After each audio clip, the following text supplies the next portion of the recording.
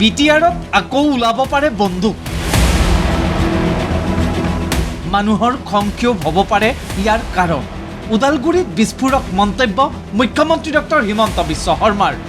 বিটিআৰত ধাৰাবাহিক প্ৰচাৰ অভিযান অব্যাহত ৰখা মুখ্যমন্ত্ৰী ডক্টৰ হিমন্ত বিশ্ব শৰ্মাই ওদালগুৰিত কৰিছে বিশেষ মন্তব্য। বড়োভূমিৰ সকলো নাগৰিকৰ সমান অধিকাৰৰ পোষকতা কৰি মুখ্যমন্ত্ৰীয়ে কয় যে বন্দুকৰ পৰিৱৰ্তে গণতান্ত্ৰিকভাৱে কাম হ'ব বিটিআৰত, কিন্তু তাৰ বাবে বিটিআৰ বাসিন্দাৰ দূৰ হ'ব লাগিব খং ক্ষোভ, অন্যথা বিটিআৰত আকৌ ওলাব বন্দুক। সুযোগ বাৰে বাৰে নাহে, 5 বছৰৰ মূৰত এবাৰ আহে আৰু এতিয়া আকাশখন ফৰকাল। কোনেও কাকো গালি গালাজ নকৰে, কোনেও কাকো মাৰপিট নকৰে, কতো বন্দুক নাই। যিকেইটা আছিল মই গোটেইকেইটা গুৱাহাটীত লৈ গৈছো। যোৱাকালিও মোক লগ কৰিব গৈছে। মই বোলো চব কৰিব লাগিব, গণতান্ত্ৰিকভাৱে কৰিব লাগিব। কোনো বন্দুকৰ কথাৰে বন্দুকে কথা নকয়। যদি মানুহৰ মনত খং থাকে, মানুহৰ মনত যদি দুখ থাকে, বিটিআৰত আকৌ বন্দুক ওলাব। যদি সকলোৱে সমান হৈ যায়, এই বিটিআৰত জীৱনত আৰু কেতিয়াও দ্বিতীয়বাৰ বন্দুক নোলাব। ওদালগুৰিত বিজয় সংকল্প সভা সম্বোধন কৰি মুখ্যমন্ত্ৰীৰ ঘোষণা, কোকৰাঝাৰত বিজেপিৰ চৰকাৰ হলে একেলগে সমাধান হ'ব সকলো সমস্যাৰ।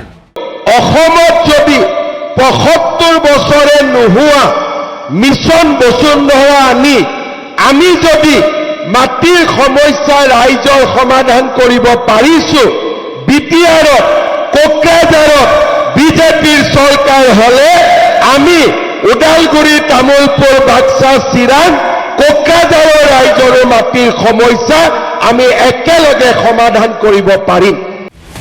জনসাধাৰণক সম্বোধন কৰি পুনৰ এবাৰ ভিচিডিচিৰ বিৰুদ্ধে সৰব হ'ল মুখ্যমন্ত্ৰী। বিজেপিৰ চৰকাৰ হলে মাটিৰ তলত সোমাব সকলো ভিচিডিচি।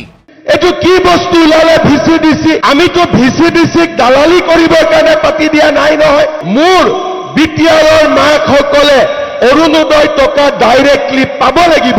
মাজত এই ভিচিডিচি ক'ৰ পৰা সোমালে? আজি অসমত চৰকাৰী চাকৰিৰ নামত কোনোবা বাপৰ বেটাই তামোল এখনো খাব পাৰে নেকি? কোনেও খাব নোৱাৰে। কাৰণ আমি সাহসেৰে এই দালালি বন্ধ কৰিব পাৰো। আজি যদি বিজেপি কোকৰাঝাৰত ইলেকশ্যন জিকে, সেইদিনাখনে ৰাতি গোটেই ভিচিডিচি বিলাক মাটিৰ তলত সোমাব। কেৱল ভিচিডিচিৰ বিৰুদ্ধে সৰব হোৱাই নহয়, মুখ্যমন্ত্ৰীৰ হুংকাৰ, ভিচিডিচিৰ দালাল পাৰ্টিৰ ভোট নালাগে বিজেপিক। মোক কোনোবাই কৈছে যে দাদা ভিচিডিচিৰ কথা বেছিকৈ নকব, সিহঁতৰ হাতত বহুত ভোট থাকে। মই বোলো তেনেকুৱা ভোট আমাক নালাগে। চিধা কথা, আমাক তেনেকুৱা ভোট নালাগে। আমাক দালালি পাৰ্টিৰ ভোট নালাগে। আমাক দেউতাৰ ভোট লাগে, মাৰ ভোট লাগে, ককাইকৰ ভোট লাগে, ভণ্টিৰ ভোট লাগে। আমাক প্ৰধানমন্ত্ৰী আৱাস যোজনাত 20,000 টকা ঘোষ লোৱা, অৰুণোদয় ফৰ্মখন বিলাই 300 টকা ঘোষ লোৱা ভোট আমাক নালাগে। ইফালে নিৰ্বাচনৰ পূৰ্বে ৰৌতা পৰিষদীয় সমষ্টিৰ গেৰুৱাত সংঘটিত হৈছে অনাকাংক্ষিত ঘটনা। দুষ্কৃতিকাৰীয়ে ভাঙিলে পথ উন্মোচনৰ বাবে সাজু কৰা আধাৰশিলা। এই ঘটনাৰ বাবে বিপিএফক জগৰীয়া কৰিছে UPPL দলে। ৰৌতা সমষ্টিৰ অন্তৰ্গত গেৰুৱা ভিচিডিচি চিমলিগুৰি গাঁৱৰ ৰাস্তা, এই ৰাস্তা ডক্টৰ নীলোৎ শইকীয়াৰ যোগেদি উন্মোচন কৰাৰ কথা আছিল, কিন্তু ৰাতি কোনো দুষ্কৃতিকাৰীয়ে ভাঙি চুৰমাৰ কৰি গৈছে। আৰু আমি জনাত ইয়াৰ বিৰোধী পাৰ্টি চৰণ বড়োৰ নেতৃত্বত মিটিং পাতি ভোজমেল দিছে বুলি আমি শুনিব পাইছোঁ। আৰু ৰাতি খানা খোৱাৰ পিছতে এই ঘটনাটো হোৱা বুলি আমি গম পাওঁ। বিটিচিৰ পৰিষদীয় নিৰ্বাচনৰ বাবে বিজেপিৰ সমান্তৰালকৈ UPPL আৰু BPF দলে অব্যাহত ৰাখিছে প্ৰচাৰ অভিযান। গোসাইগাঁৱৰ ভাওৰাগুৰিৰ মান্দাৰপাৰাত 5 শতাধিক বিজেপি কৰ্মীয়ে যোগদান কৰে BPF-ত। BPF-ৰ বিধায়ক ৰবিৰাম নাৰ্জাৰীৰ দাবী, মুখ্যমন্ত্ৰীৰ প্ৰচাৰ দেখিও চিন্তিত নহয় BPF। তেখেতসকলে তেওঁলোকৰ লাইনত কাম কৰিব, আমি আমাৰ লাইনত কাম কৰি আছে। এতিয়া ৰাইজে কাক আঁকোৱালি ল'ব, কাক আঁকোৱালি নল'ব, ৰাইজে সেইটো বিচাৰ কৰিব। এই অঞ্চলৰ ৰাইজে স্পষ্ট কথা যে লোকেল দল যিটো আছে, লোকেল দলবিলাকৰ লগত থাকি পেলাই আমাৰ লোকেল পাৰ্টিবিলাকৰ চৰকাৰ গঠন কৰাটো চবেই বিচাৰে।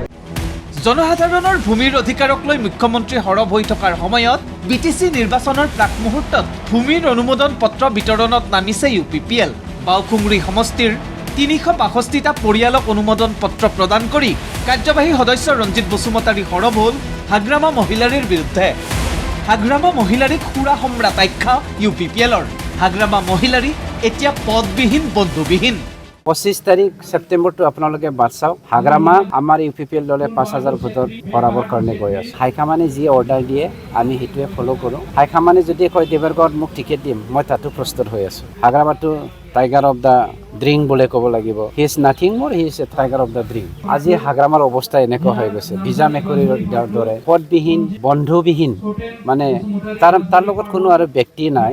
তেওঁ আমাৰ বড়ো সমাজৰ ভিতৰত বিভাজনে বিচাৰে। Bureau report ND24।